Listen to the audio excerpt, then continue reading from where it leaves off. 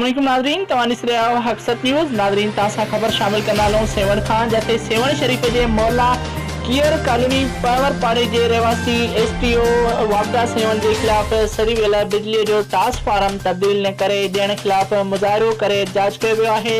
तफ़सील मूजिबि पावरपाड़े मोहल्ला कियर कॉलोनी जे रहवासी STO वापदा सेवण जे ख़िलाफ़ मुज़ाहिरो कंदे चयो त असांजो ट्रांसफार्मर 21 ॾींहंनि खां सड़ी वियो आहे, जंहिंखे असां ठहिराए थकिजी पिया आहियूं, पर बार सड़ी वञे थो, पर असांखे SDO सेवण नओं ट्रांसफार्मर नथो हणी ॾिए।